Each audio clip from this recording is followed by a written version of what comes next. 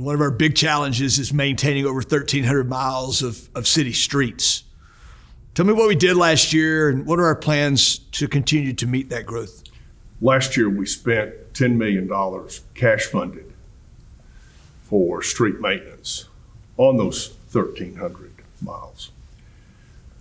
We also started a program a couple of years ago that I believe we will continue and elevate, and that is we're going to be able to fund better in doing unpaved dirt roads that we have all across the city that hasn't really been addressed. We've been doing a little bit, between 400 and 800,000 a year. That initiative will continue in the future, and we look forward to continuing that program. One neat new aspect that we're doing is a radar-based initiative that actually, the technology's neat, that really grades our streets, analyzes the street quality all across our city, and this is going to be done this summer. And that's going to be a huge advantage for our streets department so that we can analyze what streets really need to be done and at what level. We're very excited about getting that work done. Ms. Campbell, we've continued to work on the airport. We're getting close to the end. Catch us up. So many of us have not been to the airport because of the change in our lives. It's affected your business, but the show's gone on. We've continued to invest in our airport because it's so important to us. Where are we, and what should we expect in 21? Well, as most people know, the building opened in 1976. And so last year, pre-pandemic, we got started on about a $45 million project to really completely renovate the terminal building. And that has continued throughout the pandemic. And strangely, probably been one of the blessings that we've been able to have less inconvenience to our passengers and our partners in the building. But it's a complete overhaul from basic infrastructure, replacing the roof and the PA system and the flooring and the plumbing and HVAC, to adding some safety components out in front, enhanced crosswalks, and all of that gave us the opportunity to give it a facelift. And when people do resume flying, they're going to be surprised, and I think pleasantly surprised to see what a coat of paint and new floors can do, because it looks like a new place. I think it'll be late summer. I think right now we think it'll be the end of July or early August. It's a tough project. When we say we're doing these things, we're doing it while we continue to operate. And so we've affected every single tenant we work with, or airlines, TSA, or rental cars. We've moved every single one of those guys, and we haven't been immune to the effects of the pandemic and the crews and getting supplies. So we're a little bit behind schedule where we thought we would be, but I still think we'll finish this summer. Judge Parrish, for more than 20 years, the city of Lubbock and Lubbock County have led the way with the Ports to Plains initiative. You guys made a lot of progress in 2020.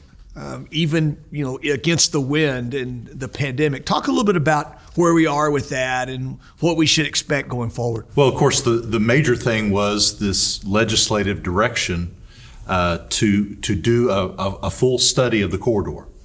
And of course, under your direction, Mr. Mayor, we brought together the mayors and the county judges from the Rio Grande Valley all the way up to the Panhandle in studying this entire Ports to Plains corridor to find out exactly what we need, what it needs to look like, a timeline to put all this together. And of course, then COVID hit. And we went from meeting face to face to meeting in cyberspace, but yet the work continued.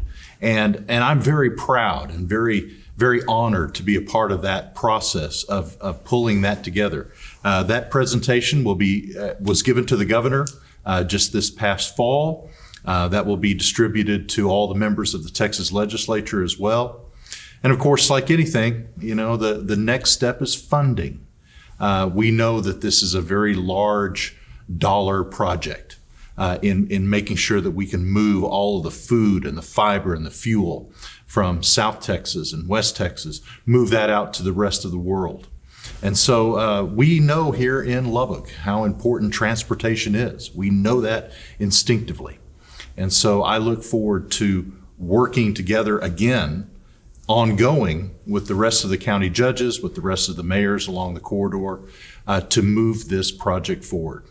We've got some projects, parts of town that we're either we need to finish work or catch up with the growth. I think about 34th Street, where as councils, actually before us, you were part of those councils, did work between what I guess is Avenue Q and Quaker today.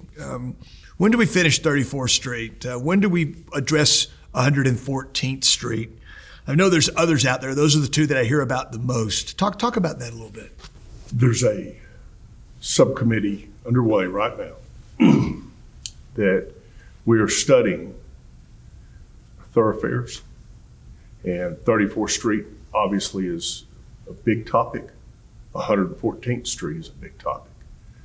Really, I think as we go down this path and with prioritization of these thoroughfares, it's all about connectivity. Because to your point, Mayor, we have parts of our city that have been done or underway, and other parts or segments that have not been. Lubbock has always had great strengths, something we brag about as a city. And so the connectivity of these projects, as we hopefully advance them with council, I think you're going to see recommendations to do this sooner than later on some of these thoroughfare segments that really need to be done now, not delayed another year or two. So we're really looking at this segment by segment, and I think we'll be able to have good news this summer. Judge Parrish, the study you mentioned a minute ago has some pretty compelling numbers about return on investment. It's a big number to extend I-27 to Laredo and from Amarillo to Colorado and New Mexico, or excuse me, Oklahoma and New Mexico. But talk about the payback on that and how it was fascinating the way that work was done. But what did you learn about that in this effort? Well, what we do know is that our trucking industry and how we move goods and how we move our products from West Texas out to the world. And you think about what we produce here in West Texas with our food. We talk about food, fiber, and fuel. But the Permian Basin with its oil production, moving that oil, that energy out to the world. West Texas with its cotton, moving those cotton fibers out to the world. The Panhandle area with its all of its corn and grain, moving that out to the world. South Texas, and moving products from Mexico into the United States and vice versa. Those things require us to have a good transportation system. And so what we see when we invest into transportation is we see the return in economic development. We see the return in these communities, especially along the corridor, growing and prospering. We see trade between our partners in Mexico and in Texas increasing, and that does nothing more than expand our economy. For every dollar that is invested into transportation, it comes back 4, 5, 10-fold. And so it is one of those. It's one of those things. I used this analogy to describe that the two best times to plant a tree are 20 years ago and today. I would have loved the fact that we could have built this Ports to Plains corridor, this I-27 expansion 20 years ago. That would have been great. But the time is today to plant this tree. This will be for the benefit not only of us here in West Texas and Lubbock today, but it'll be the benefit for our children and our grandchildren. You think about transportation just here in Lubbock. And you think about the vision that it took to build Loop 289. And can you imagine trying to build a project like Loop 289 today in the middle of a city and the cost that would be? But we stand on the shoulders of giants, men and women with great vision. And I think it is up to us to continue that vision, to look out into cotton fields and open fields and say, this is where growth needs to happen. And we do know that roads and transportation are part of that growth. And if we can put that infrastructure in place, get it in place, we know that that investment that we put in now will return to our children and our grandchildren. That's its reason. Talk a little bit about what the last year's been like with those folks and what we've done to work with them, and maybe look forward and give us an idea about how you see travel starting to come back. One of the positives out of all of this is that we saw the fabric of West Texas at the airport over the last 12 months. You know, we all needed each other and we were there for each other. And that started immediately, with disinfecting high-touch surfaces, everybody taking part, their part, to your sky caps, wiping down wheelchairs, to, cleaning the kiosk and putting up plexiglass. We saw that all of our different partners put down decals in the terminal building. But it really is more than that. In our monthly meetings, we've had just tons of support from these guys locally and at their headquarter level. Now, food and beverage has been extremely tough. We did have that completely closed down from about April till almost the end of July. And they're doing the best they can, to continue providing an important service to our passengers. But it's tough. At the best from our recovery, we're still at about 50% decline from last year, from 2019.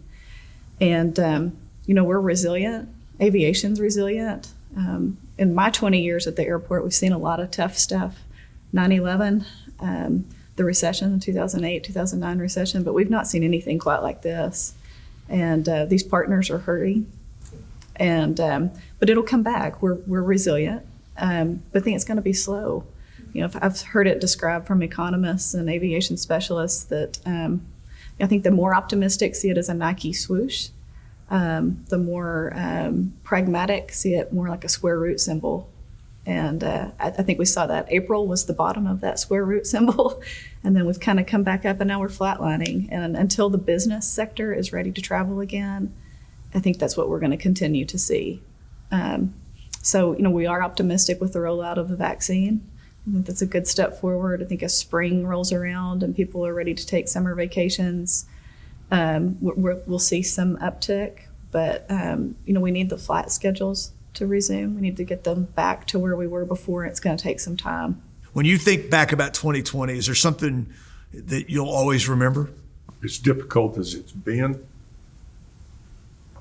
we live in the very best place in America. There is no doubt in my mind, in my heart, we live in the very best place. We have a caring community, and I think that is shown day to day. I think it's been shown in leadership, and my goodness, how blessed are we to have the healthcare that we have in this region.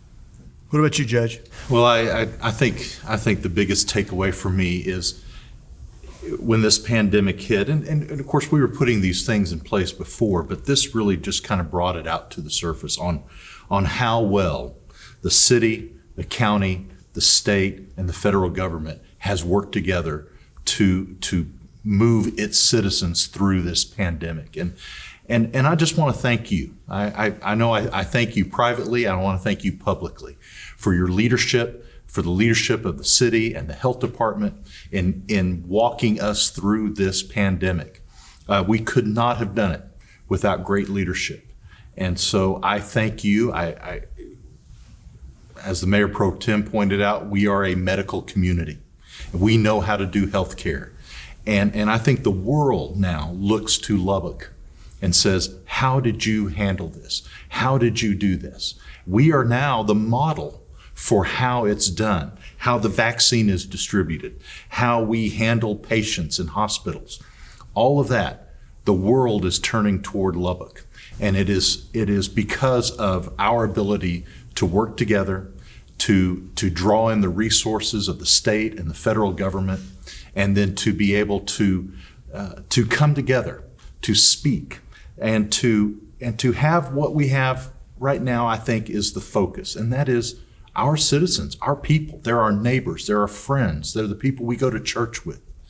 And so we want very much to make sure that our friends and our neighbors and our parents and our grandparents are well taken care of, and we work together to do that. You and I have been part of a great team. It's been a, as a community, we're large enough to have these fabulous resources, but we're still small enough that we can all get on the same end of the rope and pull together. And that's been remarkable to get to watch And that. as we meet with folks around the state, we know that that's not true in other communities.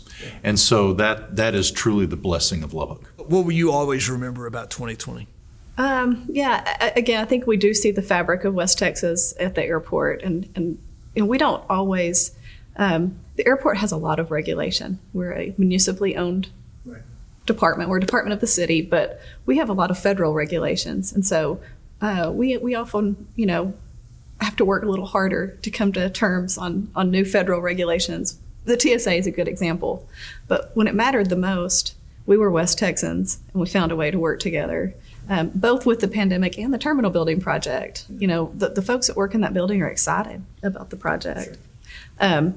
The other thing, I couldn't have said it any better than these two gentlemen did, but I will say, aside from being the airport director, as a parent, every day that I turn on the news and they talk about reopening schools, I'm glad I live in West Texas. The fact that my senior is in school and has been since August is important, and it's important to our community.